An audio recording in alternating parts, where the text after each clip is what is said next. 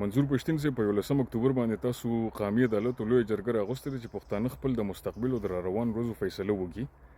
زه یو قمقل ځوان په توګه باندې یو رای مشوره او تجویز لرم. د پی ټی ایم غړو نه هیله کوم که رسولی شي نو مشر ته دې ورسئ. خبره داسې چې زمونږ پښتنو د 15 کاله پښتونخوا کې موږ سره جنگ په مټو او په ټوپک باندې دوره نه ده شوې څونه چې زمونږ په فطرت نفسیات او په عقل باندې لوبه شوې ده. زمونږ شناخت نفسیات فطرت هر څه اخیستلی شوي دي. نو باید چې موږ اوس داسې غټه فیصله کوو ټول پښتانه رایوځای کېږو موږ هم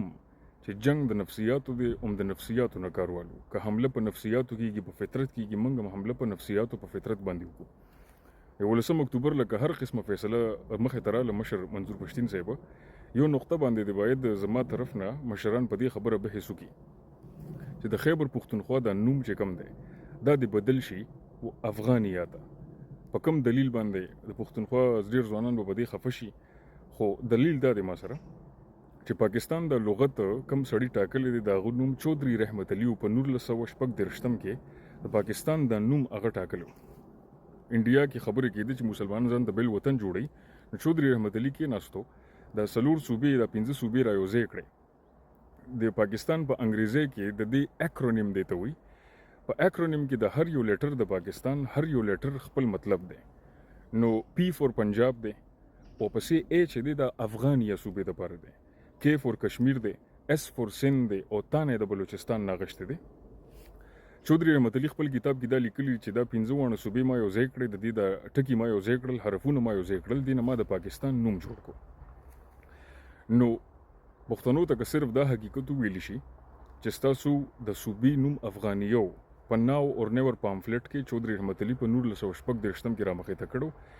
نو د پنجاب نوم پنجاب پاتې شو د سند نوم سند پاتې شو د بلوچستان نوم بلوچستان پاتې شو د کشمیر نوم کشمیر پاتې شو. پښتنو ته ان ډبلیو اف پی او بیا 50 کاله پسې موږ ته خیبر پښتونخوا راکړه.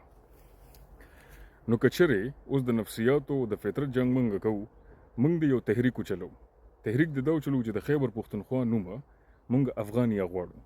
که کوم پاکستانی پښتون لکه موږ د پښتونخوا زمې ما او بل پښتون د دې نه اعتراض کوي چې نه زه افغانیان نه غواړم نو که ته افغانیان نه غواړې نو بیا ته د پاکستان ټکي هم نشي اخیستی ځکه پاکستان کې ای چې د افغانیه دپاره دی بیا به یا د پاکستان نه ای ختمې یا به د پاکستان نوم بدلې. که آئیني او که جمهوري حقونو ته وګورې که په سیاسي عقل باندې ورته وګورې په دې نوم کې افغانیه دی. نو که پنجاب ته د پنجاب ورکو خیبر پښتونخوا د صوبه چې دی ته به افغانیه ورکې. کچرې دا نفسیاتو جنگ منګه وکړو دې تحریک کې منګه کامیاب شو او د افغانیه د ټکي زمونږ مکتبونو ته زمونږ ښوونځیو ته زمونږ اخبارونو ته زمونږ گاونډونو ته گاوند ته کوڅو ته حجرو ته بیټک ته جومات ته هر څه ته دا لغت رادن نشي نو زمونږ ځوانان به په سوچ باندې مجبور شي چې زه خو پښتون یم زما د صوبې نوم افغانیه ولې دی. په پاکستانی کاغذونو کې په ناو اور نیور پامفلټ کې په دلایل باندې په ثبوت باندې زما د صوبې نوم افغانیه ولې دی. ځوان به تپوس شروع کړي چې ځوانان تپوس شروع کړي مشران تپوس شروع کړي هغه خلک کم چې ګمراه شوي دي خپل فطرت او اصل یې پرېښی دی هغوی به سوالونه شروع کړي او دا سوال به میلیونونو پښتانه شروع کړي ځکه چې هغوی اوس په ښوونځو کې ګوري په اخبارونو کې ګوري د افغانیه صوبه خلکو ته به خپل شناخت رو واپس میلاویږي خلک به رو سوالونه اوچتوي. نو فطرت جنگ دا څنګه دی دا داسې دی په فطرت باندې چې د شپې یو کور کې غلا وشي په کلي کې چاته هم په کلي کې پته نه چې غلا وشوه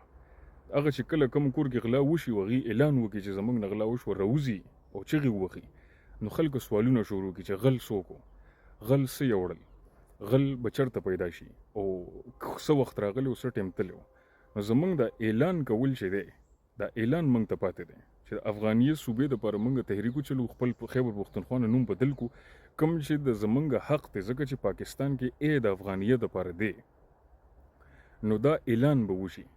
اعلان نه پس به ولس سوالونه شروع کړي نو که غټ بدلون راولئ که په میلیونونو ولس کې سوچ پیدا کوئ د سوالونو زور پکې پیدا کوئ د عقل باندې مجبوروئ نو دا زما طرف نه یو مشوره ده چې مشر منظور پښتین صاحب په 11 اکتوبر باندې په دې باندې د بحث وشي. مننه.